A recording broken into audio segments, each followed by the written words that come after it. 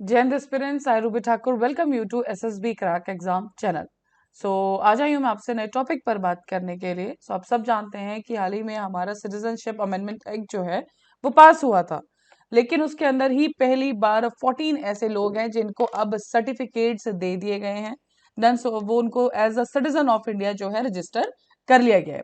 चलिए जानेंगे डिटेल में इस एक्ट के बारे में भी, करेक्ट ऑन इनको लागू करने के बाद जो क्या हर एक तरह से पॉजिटिव रिस्पॉन्स मिला है या नहीं। The first set of citizenship certificates under the Citizenship Amendment Act CAA was issued to the 14 people। तो 14 लोगों को ये सर्टिफिकेशन दे दी गई है। एंड आप सब जानते हैं कि ये जो एक्ट आया था 2019 में आया था, लेकिन इसको पास होने के लिए ही 4 साल लग गए।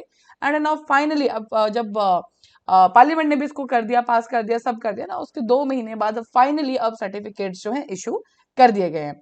इसी के ऊपर union home minister Amit Shah ji ने भी कहा है कि the ministry of home affairs has initiated the process of issuing certificates. I want to extend my heartfelt congratulation to all the 14 refugees। CAA is prime minister Narendra Modi's promise to the nation। अब इन सब के बीच में हमें ये जानना है सबसे पहले कि ये जो सिटीजन अमेंडमेंट रूल्स थे ये हैं क्या। नोटिफिकेशन ऑफ रूल्स जो किसके द्वारा आई थी, मिनिस्ट्री ऑफ होम अफेयर्स। अगर आपको पता होगा तो सिटीजनशिप के रिलेटेड जो भी हमारा मेन अगर मिनिस्ट्री जो कोई सब चीजें देखती है, so that is the ministry of home affairs only. On March 11 came 4 years after the citizenship. अभी तो लास्ट जब मार्च 2024 की बात कर रहे हैं हम। अगर आप बात करेंगे कि एक्ट कब लाया गया था, so that was the year 2019, लेकिन इसको फाइनली जो पास किया गया that was the March 11 2024। CA was enacted in the December 2019 for granting Indian nationality। इसका मेन क्या था, नॉन मुस्लिम माइग्रेंट्स के लिए 3 कंट्रीज इसके अंदर स्पेसिफाई की गई थी, that is the Bangladesh, Pakistan and Afghanistan. इन तीनों ही कंट्रीज से अगर कोई भी जो नॉन मुस्लिम्स थे, रिलीजियस माइनॉरिटीज जो उन पर्टिकुलर देश में चीजें फेस कर रहे थे, तो बिफोर या फिर उस पर्टिकुलर तारीख थी 31 दिसंबर 2014, 31 दिसंबर 2014 से पहले या उसी पर्टिकुलर दिन अगर माइग्रेट होके इंडिया के अंदर आए हैं, सो यस उन्हीं के लिए ये जो पर्टिकुलर है और सिटीजनशिप की बात की गई थी। कौन कौन से रिलीजन्स है, Hindu, Sikh, Jain, Buddhist, Parsi and the Christians. Point ये था बिकॉज माना ये जा रहा था, अगर आप कंट्रीज के नाम देखेंगे so Bangladesh, Pakistan, Afghanistan Muslim dominated countries हैं। तो देखा ये जा रहा था कि इन कंट्रीज में जो नॉन मुस्लिम लोग हैं, जो बाकी रिलीजियस माइनॉरिटीज के लोग हैं, तो उनके साथ काफी ज्यादा राइट्स को खराब किया जा रहा था, उनके लिए कोई राइट्स नहीं थे, डोमिनेट किया जा रहा था बहुत ज्यादा उनके लिए। मीन्स आप कह सकते हैं कि वायलेंस बहुत ज्यादा थे उनके रिलेटेड। इसीलिए इंडिया ने ये किया था कि ये जो भी इस पर्टिकुलर डेट जो कि मैंने अभी बात की आपके दिसंबर डन, 31 दिसंबर 2014, तो उससे पहले अगर कोई भी आएगा एंड उसी दिन तक अगर कोई आए तो यस उन सबको क्या दे दी जाएगी, नागरिकता भारत की दे दी जाएगी।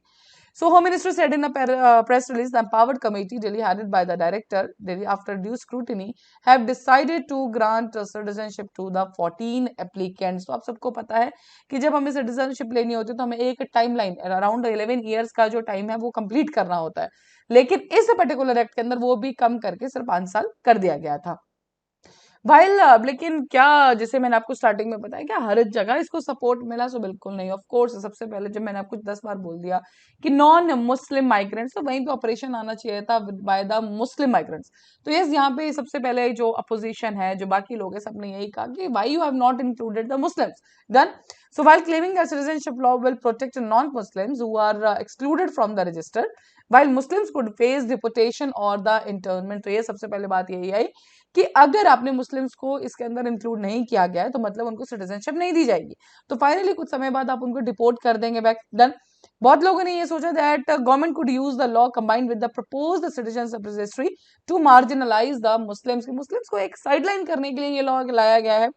हाउएवर पॉलिटिकल लीडर्स, स्पेसिफिकली अगर हम बात करें हमारे होम मिनिस्टर की, that is the Amit Shah ji, उनका कहना यह था कि ऐसा कुछ भी नहीं होगा, no one will face any inconvenience and difficulty, correct? You will get both citizenship and respect in this particular country. Several parts of the country witnessed protest against the decision to implement CAA, as some fear the law could be used to declare them illegal immigrants। and आप सब जानते हैं कि अगर आपको illegal immigrant जो है declare कर दिया जाए तो आपको देश छोड़ के जाना पड़ता है, आपको डिपोर्ट किया जा सकता है। देन बहुत सारे ऐसे राइट्स, आप कहीं पर रजिस्टर नहीं हो सकते हैं गवर्नमेंट एंड ऑल में, आपके खिलाफ एक्शन लिया जा सकता है। तो इन सब चीजों के बारे में सुनते हुए, डरते हुए, यस जब इस एक्ट को भी पास किया गया था। उस पर्टिकुलर टाइम में बहुत ज्यादा वायलेंस हुआ था। इवन अभी भी जब नॉर्मली बहुत सारी ऐसी स्टेट्स है जो कह रही है कि नहीं हम इसको लागू नहीं करेंगे, तो ये पॉइंट ये है कि अगर सेंटर इस तरह का कुछ भी लेके आए तो स्टेट के पास ऑप्शन नहीं रहता है कि वो इसे लागू करे या ना करे। ठीक है, जो शोज चल रहे हैं या स्ट्राइक्स चल रही है that is a different thing, लेकिन according to the constitution state को वो चीज लागू ही करनी होती है जब तक सेंटर ही उसको विड्रॉ ना कर ले।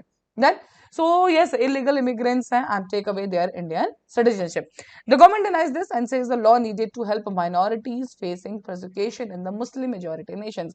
Evergreen generous culture of India to get Indian citizenship for their happy and prosperous future. तो इस गवर्नमेंट का जिसके अंदर यही आया है कि the point is हम किसी को साइडलाइन नहीं कर रहे हैं, बट जो लोग उन देशों में, चाहे बांग्लादेश की बात कीजिए, पाकिस्तान की बात कीजिए, अफगानिस्तान की बात कीजिए, वो वहां पे जो ये सब चीजें फेस कर रहे हैं, उन लोगों को एक उनका राइट्स दिलाने के लिए, एक लाइफ जो विद डिग्निटी विद रिस्पेक्ट दिलवाने के लिए हम ये पर्टिकुलर लॉ लेके आए हैं। बट अब यस, अगर आप फाइनल इस सिचुएशन पे बात करेंगे तो 14 लोगों को ऑलरेडी सर्टिफिकेट ग्रांट कर दिए गए हैं, बाकियों को भी कर दिए जाएंगे। प्रोसेस में ये चीजें स्टार्ट हो चुकी हैं। बट यस, जो काफी लोग इसके अगेंस्ट भी है, क्रिटिक्स भी है, बहुत जगह काफी ज्यादा शोज भी वो उठाए गए, स्ट्राइक्स की जा रही हैं। But yes, at the end, this has been applied and the center का law है, तो of course this have to be applied in every state. So that is all for this particular update. अभी आपकी screen पे कुछ courses for SSB interview, तो हर महीने हमारा बैच बैठ आप ज्वाइन कर सकते हैं। साथ ही we are having the course for NDA CDS AFCAT, you can enrol in this particular course and जब भी आप एनरोल करें उस पर्टिकुलर टाइम पे ये डिस्काउंट कोड जो कि वॉरियर 10, आप जैसे इस कोड को यूज करेंगे will be getting the 10% of on that particular course. So that's all for the day. Thank you so much for watching this video lecture. जय हिंद, जय भारत। अगर आप एक डिफेंस एस्पिरेंट हैं और एसएसबी इंटरव्यू, एनडीए, सीडीएस, एफकेट जैसे exams के लिए प्रिपेयर कर रहे हैं तो आप एसएसबी क्रैक एग्जाम्स के कोर्स को चेक करना ना भूलें। आप हमारी लर्निंग एप्लीकेशन को गूगल प्ले स्टोर से भी डाउनलोड कर सकते हैं।